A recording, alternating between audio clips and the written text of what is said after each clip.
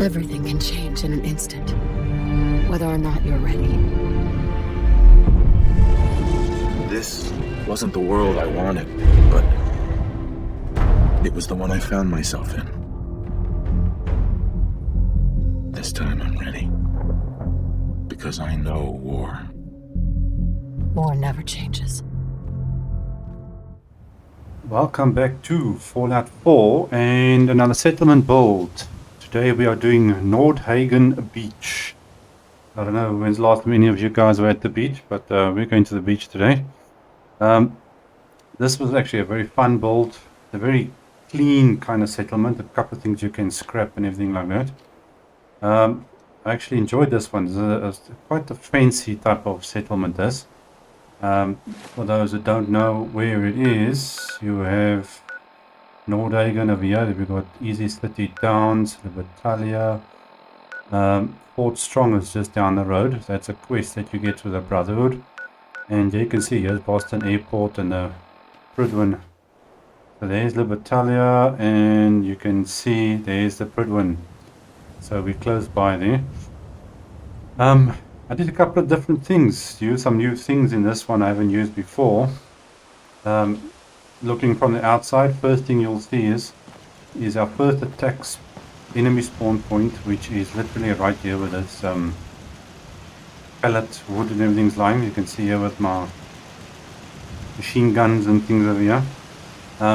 Here we've got a new water supply thing which you can actually put on land. Now this takes 25 power to run and only makes 25 water, so it doesn't make a lot of water for its size, but it's something different and it looks nice in a settlement. Now you can store your water and everything in there. I added a couple of two of these small water purifiers just to level up the water a bit. First time I've actually done something like this. I've got these fences, see these security fences, and this is right around the entire build. There's a little bit of space. If I quickly just open this up, yeah, I've got some space here because of the spawn point there, so I put the fence further back, and there's a little bit of space on that side, on the other side, which we'll get to in a second. And then I built up this, it's like a concrete bunker type of effect. Before we do that, you can see I've got 36 people here. I've got my food and water obviously covered. The fences are good. Happiness is going up, so that's doing well. Yes, as I was saying, yeah, there's a type of bunker thing effect over here. We've got the Minutemen camping site up top here. People can sit here. We've got some security standing here, and I've got this new type of what do you call this, guard station, like that one over there. That's the gunner guard station, and this is a new one I'm trying out. The only thing is you're supposed to be able to put turrets up here on these turret shells, but it doesn't want to work.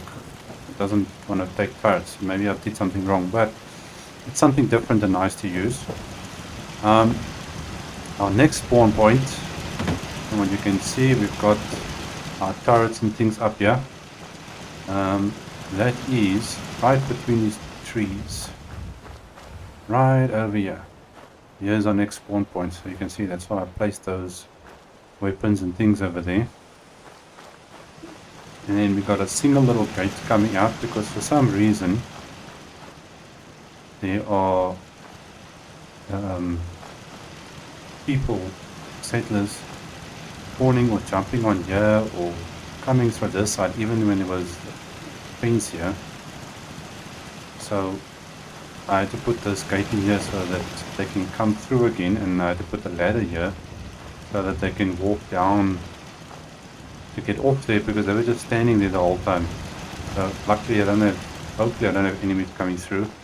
And this is the only child in the settlement which is funny enough just been standing here the whole time.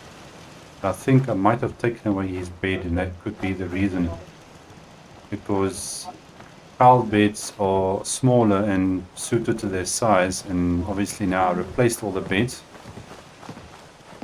So here's our workshop. This is the original little shack house that was here in the settlement. where the 3 original settlers were in. And this is where the beds and everything were, and I changed this into my little power station. So we got our little terminals here, and I routed the power through the window to this conduit here, but I have to lift it up again there just to get it up higher. So we got these street lamps spread out all across the border and to certain spots in the settlement. Okay, here's the tax spawn point we were talking about. There's the extra water. There's our beacon, which I can actually switch off. Our main water supply. And this area was the original area where they were farming for that what's it, gourd or something, plants. So obviously I changed it now to the carrots, so we've got enough carrots here to feed everybody, and I left the fence, so got the original farmland.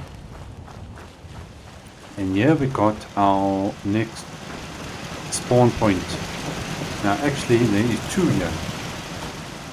So you can see, first of all, I got the fence coming all the way down. I planted some of these trees here. I'm enjoying the trees, it gives a lot of nice color to the settlement. But spawn point wise, there's actually 2. There's one right about here, and there's another one somewhere here, but it's underground. Basically in water or something underground. So I don't know if the enemies pop through the ground or what happens. But yeah, they're coming from that side. And then there's our extra water purifier, so just to make sure we got enough. And then I added these 2 turrets here because this is part of that build where the housing is. I had to put something there because that block is connected there to close the gap. Yeah, so got a small little gap here on the side, and I had to maneuver the fence through here just to try and cover that little piece up there. So here we have obviously our living areas. So below is the I would say the red district, red bed, red carpet, red couch basically. They got very basic, the sleep area, storage, sitting, a little bit of decoration, each one's the same. And then up top I got the light colors with the dark couch, carpets, beds. I wasn't sure I was going to put paintings or something in here, but then I thought I left that in the meantime. So each of these guys are the same. And then I've got seating areas between each living area, and added some of these pot plants and some of these oil lamps, old-fashioned oil lamps. They just give it a little bit of light, so you don't need electricity for it.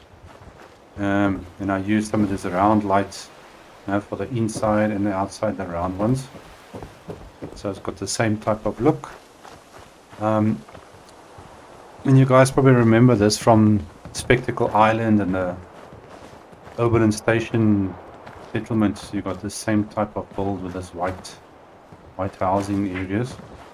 And I use this nice brick looking foundation, and then just pulled in some of the gaps with a little staircase here, the concrete stairs. Added some trees on this side, so it came out very nice. It looks like a nice holiday place.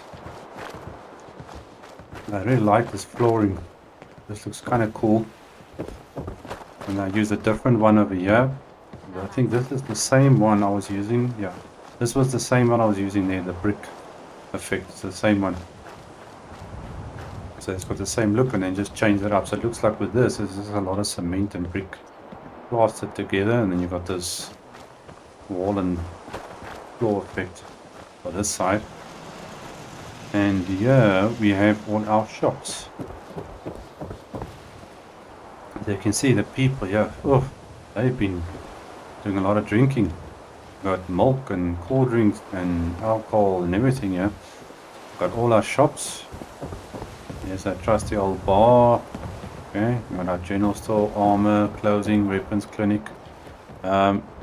Everybody is here, I believe, yes. Okay, anybody sick? Here's a doctor. Go see her if you got a problem.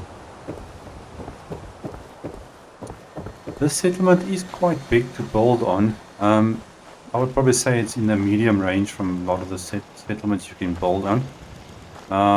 But there's still plenty of space. You know, you've got a little bit of space here. You can build a small house.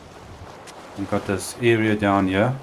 I thought I'd try to do like a, what you would say, more is less or less is more type of effect. I still actually wanted to build something over the workshop here, which I can still do and just add on a little house or something on the side here. It's a pity we don't have these type of tiles. They should have made that when you in the game that you can build with the same kind of look as what's actually in your settlement. That would have been a very nice effect. And you can see here there's the street lamps running all the way down side where the fence is around the settlement. So this entire settlement is basically, I would say, quarantined or cornered off. Nothing can actually get in here except by the main gates. So obviously our main gate being there, and then we've got a small little side gate over here for those stubborn settlers who go wandering around.